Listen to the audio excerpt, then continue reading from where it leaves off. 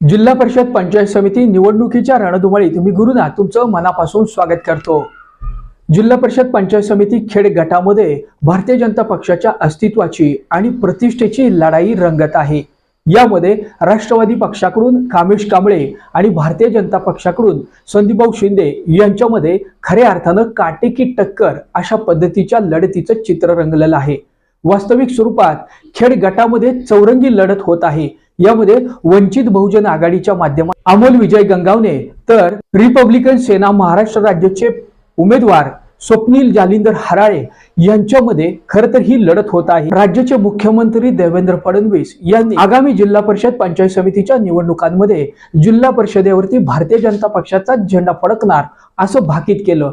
या केलेल्या भाकितानंतर जिल्ह्यातील महायुतीमध्ये खिंडार पडलं। वास्तविक स्वरूपात या महायुतीतल्या घटक पक्ष असलेले राष्ट्रवादी तसेच शिवसेना यांनी देखील स्वतंत्रपणे लढण्याचा निर्धार घेतला। एकूणच जिल्हा परिषद आणि पंचायत समितीच्या निवडणुकीच्या रणधुमाळीत शिवसेना तसेच राष्ट्रवादी पक्षाकडून त्यांचे देखील उमेदवार भारतीय जनता पक्षाच्या उमेदवारांना आव्हान देत असल्याचं चित्र आपल्याला पाहायला मिळालं। खेड गटामध्ये देखील याच पद्धतीचं चित्र आता आपल्याला पाहायला मिळत आहे। यामध्ये महत्त्वाचा असा एक ट्विस्ट आहे की जो कुठेही पाहायला मिळालेला नाहीये।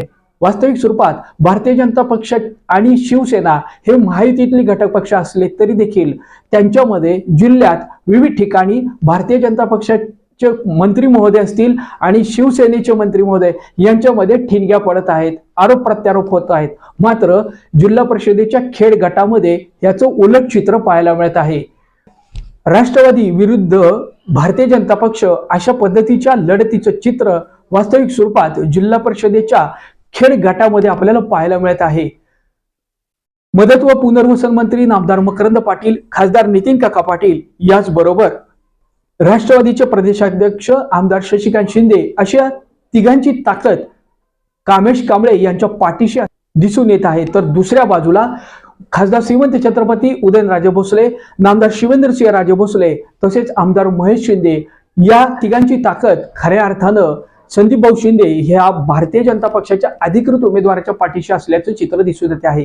नेमकं यामध्ये कोणाची सरशी होणार, यामध्ये कोण विजयी होणार हे तर जनाधारच ठरवणार आहे। जिल्हा परिषद पंचायत समिती खेड गटामध्ये काटेकी टक्कर आणि ही प्रतिष्ठेची तसेच भारतीय जनता पक्षाच्या अस्तित्वाची लढाई असल्याचं समजलं जात आहे।